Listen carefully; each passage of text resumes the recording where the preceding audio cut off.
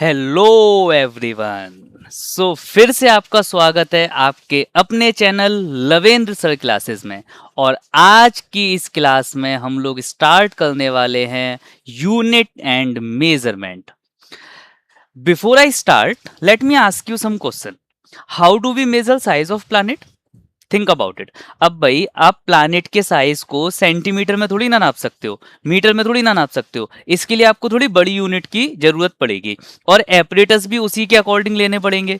और अगर मैं आपसे पूछूं कि how do we measure distance of stars, तो इसके लिए सेंटीमीटर या मीटर थोड़ी ना चलेगा भाई, इसके लिए लाइट ईयर चलेगा। तो हमको डिफरेंट डिफरेंट चीजों को मेजर करने के लिए डिफरेंट डिफरेंट यूनिट चाहिए।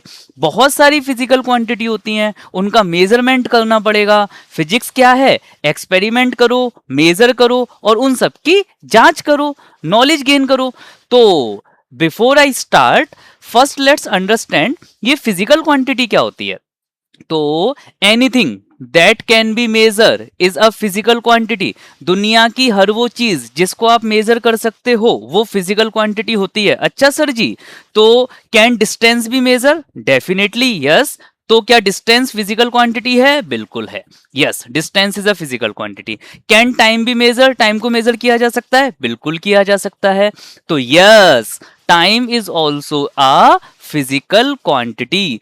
Can love be measured? आपकी मम्मी आपसे कितना प्यार करती है, मेजर कर सकते हो? कोई यूनिट बनी है? नहीं बनी। इसका मतलब लव हमारी कोई भी फिजिकल क्वांटिटी नहीं है। Okay, so love is not a physical quantity. चलिए, there are various types of physical quantity. Some of them are weight, length, height, temperature. इन सबको मेजर किया जा सकता है। प्रेशर, टाइम, है ना। So all these are physical quantities. अच्छा सर जी, फिजिकल क्वांटिटी की डेफिनेशन क्या होगी? एक quantity that can be measured is called as physical quantity. बहुत सारे एग्जांपल्स हो सकते हैं। लेंथ है, मास है, वेलोसिटी है, temperature, area, volume, density, etc are measurable quantity. Non-physical quantity, a quantity that cannot be measured is called as non-physical quantity. Love, hatred, like, etc. है ना। आप कितने बड़े वाले गधे हो, मेजर किया जा सकता है? नहीं किया जा सकता। क्यों? क्योंकि ये एक नॉन फिजिकल क्वांटिटी है। चलिए भैया, अभी तक जितना पढ़ा है जल्दी से क्वेश्चन करते हैं। तो विच of the following is not a physical quantity? Length, mass, time and air. Length को मेजर किया जा सकता है, मास को मेजर किया जा सकता है, टाइम को भी, but air can not be measure, that's why this is not a physical quantity. One more, which of the which of these is a physical quantity? Okay, इस बार फिजिकल क्वांटिटी बतानी है। लाइक, डिसलाइक और hated, this can not be measure, that's why acceleration is a physical quantity. Okay, तो अगर मैं physical quantity के types की बात करूं तो there are two types of physical quantity in SI system. तो पहली होती है फंडामेंटल और दूसरी होती है ड्राइव्ड। अब ये एसआई सिस्टम क्या होता है इसके बारे में हम लोग अभी बाद में चर्चा करेंगे। तो फंडामेंटल फिजिकल क्वांटिटी का मतलब क्या हुआ? ए physical quantity which does not depend on any other physical quantity for its measurement is called a fundamental physical quantity. जितनी भी फिजिकल क्वांटिटी हैं, अगर वो किसी दूसरे पे डिपेंड नहीं कर रही हैं तो उनको बोला जाएगा फंडामेंटल फिजिकल क्वांटिटी। ठीक है, तो हमारे पास ऐसी टोटल 7 फंडामेंटल फिजिकल क्वांटिटी होती हैं। इनको आपको रटना होगा, इनकी यूनिट को भी रटना होगा और इनके सिंबल को भी रटना होगा। तो कौन कौन सी होती हैं भाई? पहली हो गई लेंथ, इसकी यूनिट है मीटर, सिंबल हो गया एम। मास, किलोग्राम, यूनिट हो गई, सिंबल हो गया केजी। टाइम, ऐसा यूनिट है सेकंड, सिंबल हो गया सेकंड, मतलब एस। थर्मोडायनेमिक टेम्परेचर, या कई कई बुकों में इसको टेम्परेचर भी लिखा गया है, तो इसको केल्विन से रिप्रेजेंट करते हैं, सेल्सियस से नहीं करते। बहुत सारे बच्चों को कंफ्यूजन होता है, केल्विन ही होगा। ठीक है, सिंबल हो गया के। अमाउंट ऑफ सब्सटेंस के लिए मोल है यूनिट और इसका सिंबल हो गया MOL। इलेक्ट्रिक करंट सबको पता है, एम्पियर में नापा जाता है, सिंबल हो गया A। एंड ल्यूमिनस इंटेंसिटी, इसको बेटा it is measurement of intensity of brightness of light, मतलब लाइट कितनी ज्यादा ब्राइट है या कितनी ज्यादा डल है, उसका जो मेजरमेंट होगा उसको बेटा हम लोग ल्यूमिनस इंटेंसिटी के अंदर मेजर करते हैं। इसकी यूनिट होती है कैंडेला और इसका सिंबल होता है CD। इसके अलावा दो सप्लीमेंट्री क्वांटिटीज भी होती हैं, ठीक है। Supplementary, there are two supplementary quantities. कौन कौन सी होती हैं? पहली होती है प्लेन एंगल जिसकी यूनिट है रेडियन, सिंबल होता है RAD। And second is solid angle जिसकी यूनिट होती है स्टेरेडियन, सिंबल होता है SR। Angle inscribed by surface at a point is called solid angle. समझाने की कोशिश करता हूं। जैसे कि आप इमेजिन करो कि आपके पास एक वाटरमेलन है और आपने उस वाटरमेलन को बीच में से सर्कुलर शेप में कट कर दिया, ठीक है। बीच में सर्कुलर शेप में कट कर दिया और इस सर्कल ने एक कोन जैसी शेप को कट करके निकाल दिया। तो आप देख पाओगे कि जो कटा हुआ हिस्सा है वो ये है, कुछ ऐसा है, और उसके सेंटर पर कुछ इस तरीके की शेप अपन को देखने को मिलेगी। ये एक 3D में एंगल बनेगा। इस एंगल को ही बोला जाता है सॉलिड एंगल। अगर कम समझ में आया हो तो बिल्कुल टेंशन लेने की जरूरत नहीं है, 12th क्लास में समझ में आ जाएगा, ठीक है।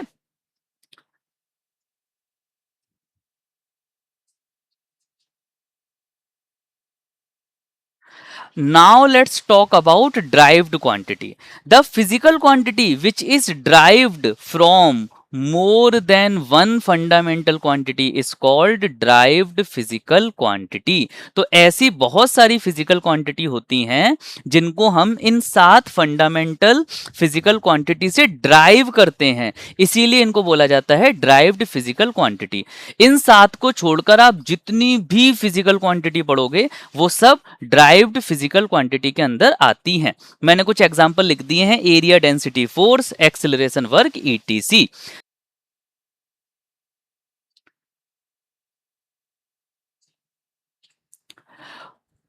Okay, now let's solve this question. A quantity that can be measured is called a physical quantity, non-physical quantity, quantity either B और सी। एक क्वांटिटी जिसको मेजर किया जा सकता है उसको क्या बोला जाएगा? उसको बोला जाएगा physical quantity.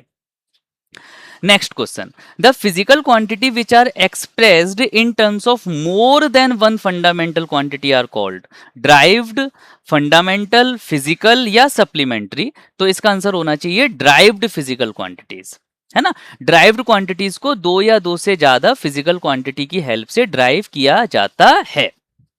Okay, there are dash fundamental quantity. कितनी फंडामेंटल क्वांटिटी होती हैं? तो इसका सही आंसर है 7 होती हैं, ठीक है। और अगर हम बात करें सप्लीमेंट्री तो 2 सप्लीमेंट्री होती हैं। फिलहाल इन्होंने सप्लीमेंट्री पूछी नहीं थी। So we have 7 fundamental quantities which are length, mass, time, electric current, temperature, amount of substance and luminous intensity. So all these are fundamental physical quantity. What is the unit of measurement of solid angle? तो solid angle को किससे major किया जाता है? Steradian से। Steradian is going to be the correct answer. Solid angle is going to be measured by steradian. So now let's understand something about units. तो measurable जो चीजें होती थी, मेजरेबल जो क्वांटिटी होती थी उसको फिजिकल क्वांटिटी बोला जाता है। एग्जाम्पल बहुत सारे हो सकते हैं। एक फिजिकल क्वांटिटी जो होती है उसके पास मैग्नीट्यूड भी होगा और उसके पास यूनिट भी होगी। इसका क्या मतलब हुआ सर? समझाता हूं। जैसे कि हमने डिस्टेंस नापी 25 किलोमीटर, तो 25 जो है इसमें वो इसका मैग्नीट्यूड है और किलोमीटर जो है वो इसकी यूनिट है। यहां पर हम लोगों ने 1 किलोमीटर को 25 टाइम्स कैलकुलेट किया है ना, कुछ इस तरीके से। तो यहां पर ये सीखने वाली बात है कि 25 हमारा मैग्नीट्यूड हो गया, है ना। Magnitude is a measure of magnification of unit and kilometre is going to be our unit. Okay, तो unit is standard reference which is used for measurement of a physical quantity. तो हमने in physical quantities को नापने के लिए बहुत सारी units बनाई, बट इन यूनिट्स को बनाने के लिए कौन कौन सी विशेष बातों का ध्यान रखना है, लेट्स अंडरस्टैंड देम। तो स्टार्टिंग में अगर कोई बोले कि भाई मेरे को ना लेंथ नापनी है ना, और कुछ गलतियां जो हम लोगों ने पास्ट में की हैं उसको समझते हैं। तो length was measured with the help of hand, तो हम हाथ की मदद से लंबाई को नापने वाले हैं। बट सबके हाथों की जो लंबाई है क्या वो सेम होगी? Obviously not. हाथों की लंबाइयां तो भाई सबकी अलग अलग हो सकती हैं। तो सबकी लंबाई अगर हाथों की अलग अलग है तो लेंथ भी अलग अलग आएगी। इसी तरीके से but what if a very short and a very tall person walk, मान लो कि हम लोग कहते हैं कि नहीं, हम एक इंसान जितनी डिस्टेंस कवर करेगा एक कदम चलने में उसको स्टैंडर्ड यूनिट मान लेते हैं। तो वो भी गलत है, क्योंकि छोटा सा इंसान होगा तो कम चल पाएगा, लंबा इंसान होगा ज्यादा चल पाएगा। तो 1 league is the distance covered in 1 hour by walking, तो ये भी सही नहीं है ना। कोई इंसान कम डिस्टेंस कवर करेगा, कोई इंसान ज्यादा डिस्टेंस कवर करेगा, तो ये भी सही तरीका नहीं है यूनिट को नापने के लिए। और क्या क्या कैरेक्टरिस्टिक्स होनी चाहिए जो भी यूनिट हम लोग बना रहे हैं? तो we have weight measured of only 120 gram. मान लेते हैं कि हमने एक सिस्टम बनाया जिसमें हम 100 ग्राम और 20 ग्राम के बाट यूज कर रहे हैं। ओके, बट इस तरीके से but I want to measure the weight of my elephant. अब एलिफेंट का वजन नापने के लिए तो 100 या 200 ग्राम वाले ना जाने कितने ही बाट यूज हो जाएंगे, तो ये सही तरीका नहीं है ना। तो the unit must be of suitable size and easily available, है ना, ये क्वालिटी होनी चाहिए। A unit should be easily available and reproducible at any place required. Okay, the unit must be universally accepted. इसका मतलब क्या हुआ? I want 3 quintal of sugar. अब एक इंसान है वो कहता है कि मुझे 3 कुंटल ऑफ शुगर चाहिए, लेकिन इस बच्चे को ये पता ही नहीं है कि what does a quintal mean. तो फिर कैसे काम चलेगा भला? Yesterday 1 kilogram was 1000 gram but today it's only 800 ग्राम। तो ऐसा भी नहीं चलेगा, है ना। ये तो बहुत बड़ी दिक्कत है। तो अब physical unit must be invariable and well defined, है ना, उसकी वैल्यू चेंज नहीं होनी चाहिए, उसकी डेफिनेशन फिक्स होनी चाहिए। It should not B perishable, मतलब ये समय के साथ कमजोर या खत्म नहीं होनी चाहिए।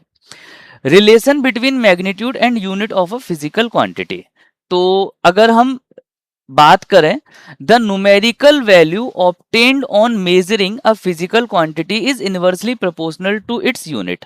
इसका मतलब ये होता है कि अगर यूनिट की वैल्यू बढ़ेगी तो मैग्नीट्यूड घटेगा। ओके, समझाने की कोशिश करता हूं। लेट्स से हमारे पास 3000 मीटर डिस्टेंस है, 3000 मीटर, तो मैग्नीट्यूड हो गया 3000, metre is going to be my unit. अब अगर किसी ने बोला कि नहीं नहीं नहीं नहीं, आप इसको मीटर में नहीं किलोमीटर में नापो, तो मैं इसको 3 किलोमीटर लिखूंगा। तो आप देख सकते हो कि जैसे ही मैंने यूनिट को इंक्रीज किया, है ना, तो मैग्नीट्यूड जो है वो डिक्रीज हो गया। So that is the relation between magnitude and unit. Okay, now let's try some of the question. Dash is a standard unit for the measurement of a physical quantity. Okay, तो इसका answer क्या आएगा? Unit is a standard used for the measurement of a physical quantity. Okay, system of units की बात करते हैं। तो various system of unit, तो इनिशियली 3 तरीके के सिस्टम बहुत ज्यादा चलते थे। FPS system, which is known as foot pound second system. Second is CGS system, which is term as centimeter gram and second system. And lastly, MKS system. Its full form is meter kilogram and second system. तो ये बहुत ज्यादा चलते थे। Okay, CGS system में हम लोगों ने बोला कि लेंथ को नापेंगे सेंटीमीटर में, मास को ग्राम में और टाइम को सेकंड में। एमके सिस्टम में बोला लेंथ को नापेंगे मीटर में, मास को नापेंगे किलोग्राम में और टाइम को नापेंगे सेकंड में। एफपीएस सिस्टम में बोला लेंथ को फुट में, मास को पाउंड में और टाइम को सेकंड में। बट इससे भी थोड़ी सी प्रॉब्लम आती थी। But when the scientist used to meet internationally they had a problem. क्या प्रॉब्लम होती थी भला, है ना? इस चीज को समझते हैं। With different system of unit, तो किसी कंट्री में एफपीएस सिस्टम यूज हो रहा है, किसी दूसरी कंट्री में एमकेएस, किसी अनदर कंट्री में सीजीएस, तो कैलकुलेशन अननेसेसरी बहुत ज्यादा इंक्रीज हो जाती थी।